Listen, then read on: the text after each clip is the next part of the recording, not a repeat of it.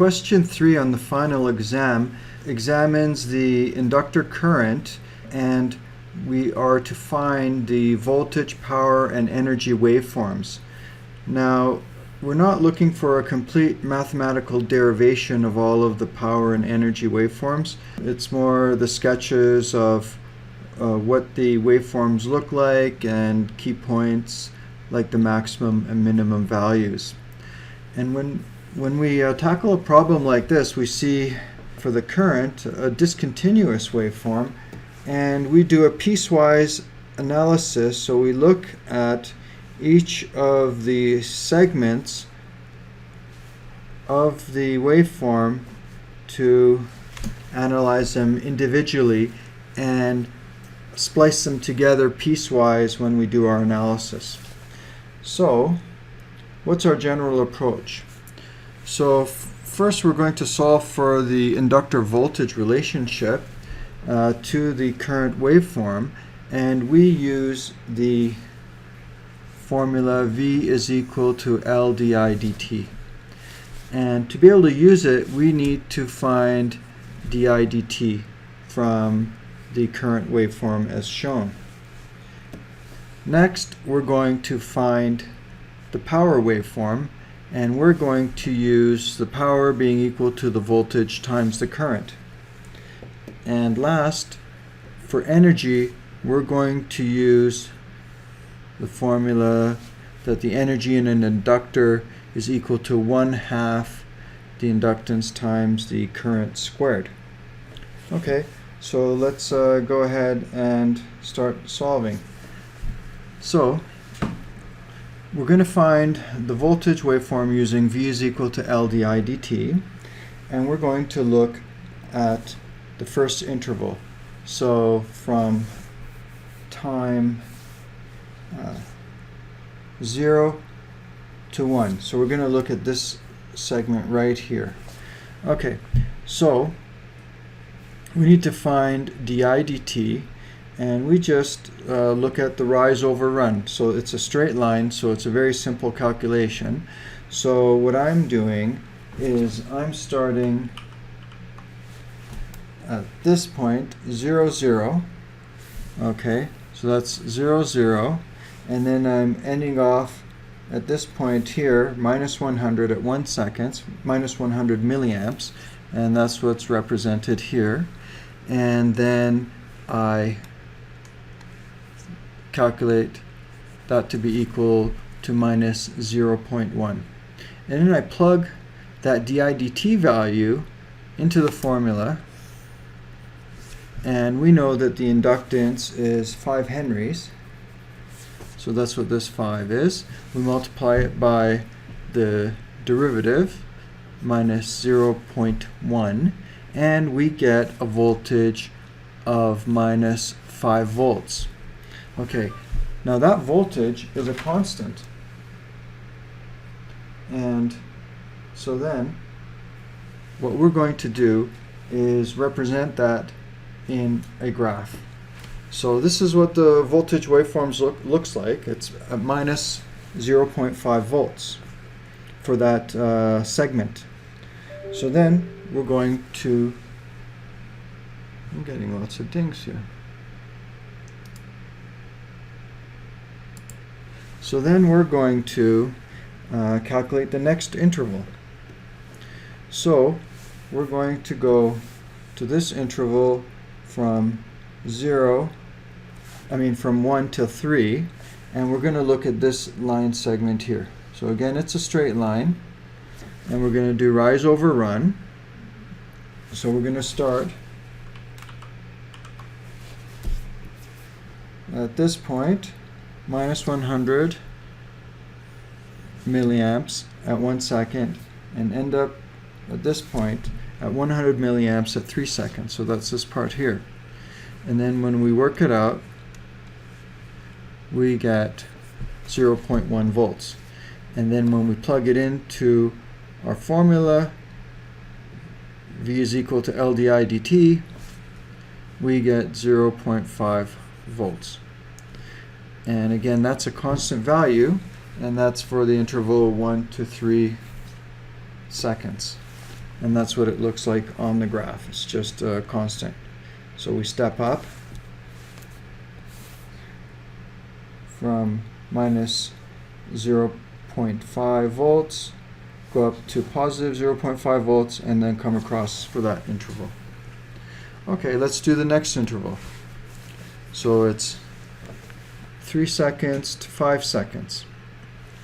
Now what's interesting here, our starting current is 100 milliamps, so that's at 3 seconds, and our ending current is at 100 milliamps at 5 seconds, and it stays constant for the whole interval. So the di dt for that interval is going to be 0. And then the voltage across the inductor is going to be 0 for the whole interval. And we can understand that because if we have a constant current going through an inductor, then that means that the voltage is 0. Okay? So then the drawing of the voltage waveform has it dropping down to 0 and then staying 0 for that whole interval.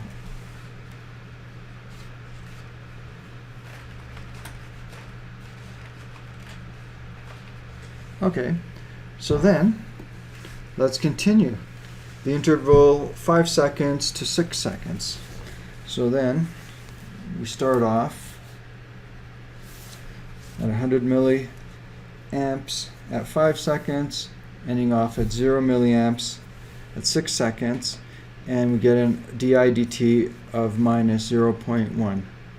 And then multiplying out by our inductance, we get a value of minus 0.5 volts. So we're dropping down again. Okay, and that's what it looks like on the graph. And then we have our final interval, which is what comes after 6 seconds. And we can see that the current stays constant. So our di dt is going to be 0, so it's going to be 0 volts. So we're going to pop back up to 0 volts for the remainder of the waveform, which is after 6 seconds.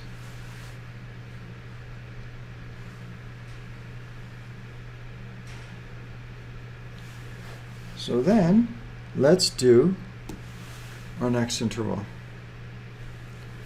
Well, we're going to find power, okay, and we're going to plot the power waveform. And we're going to use the relationship power is equal to voltage times current. So how do we do that? Well, there's different ways of doing it. Okay, we can do it purely mathematically by having the mathematical expressions for each of those intervals. Okay, separate mathematical expression for each of those intervals, and then multiply it by the mathematical expressions, for voltage. Okay, so that's one way of doing it, and that's the very rigorous way. But for us to solve this problem, we just need to multiply the waveforms graphically and identify the key points. So let's see how we're going to do that. Now, we're going to see that we can just multiply the first interval graphically. So we got this line multiplied by this line. So it's going to be an inversion because this second one is a negative value. This voltage is a negative value. Okay, and then we're going to need to identify the peak value of the voltage. Of the power. So we need to find this point right here. Okay, and that's what this calculation is doing. The peak at 1 second. Okay, so we're looking at a value that is, let me see if I can just make this a little bit more. Okay, well, I'm just going to go with my pen here. So we're going to take this value and we're going to take this value. That's what I mean by minus 1 minus seconds. Okay, so we have a value of minus 0.5 volts, and we have current of minus 100 milliamps. So that peak is going to be at 50 milliwatts. Okay, and that's what this peak is right here.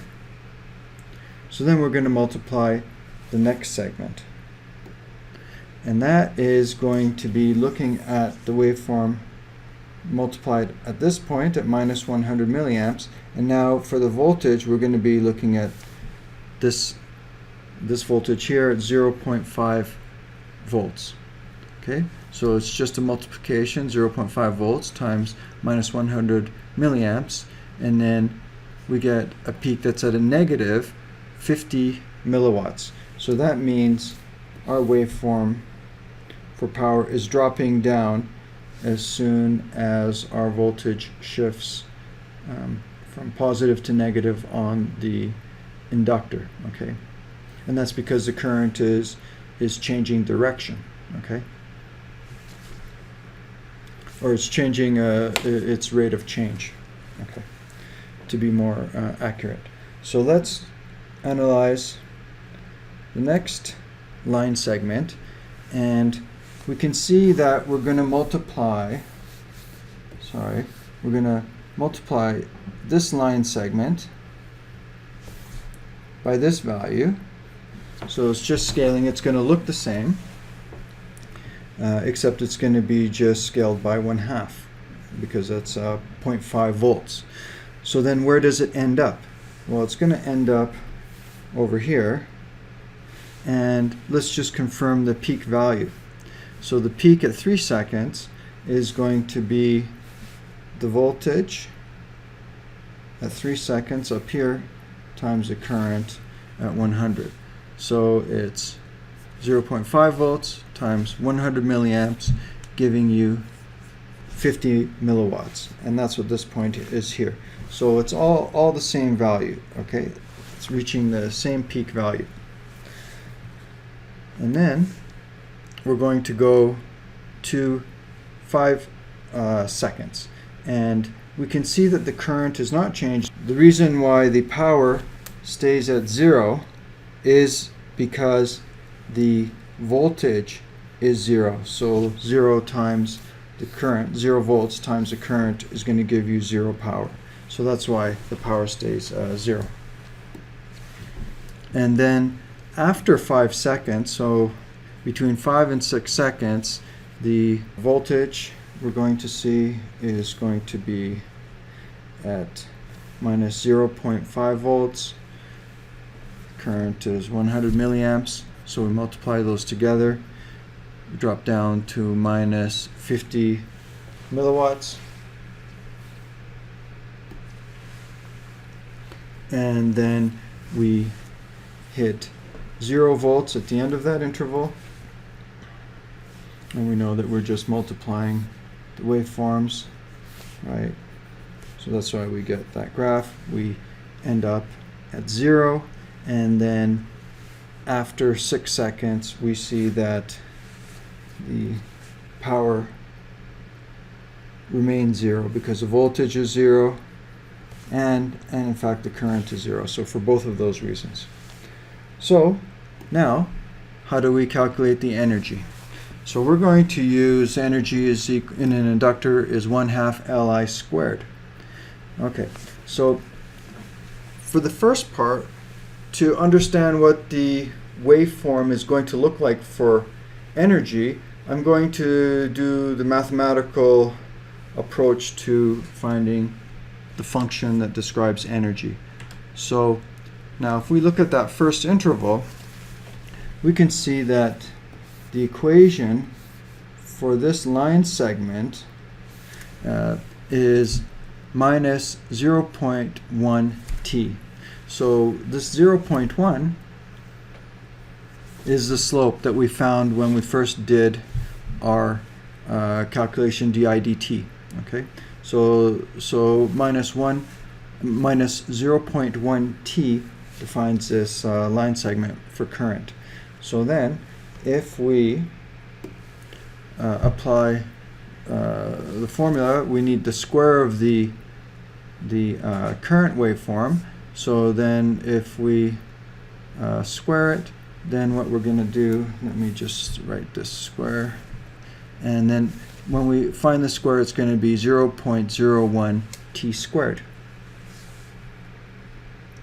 And then if we continue, let me put that square there. If we continue, then we're going to apply the formula 1/2 Li squared. So then when we plug in the numbers, we've got the numbers 1/2 and then L, which is 5 henries, and then Li squared. We're going to get 0.025 t squared as representing the function.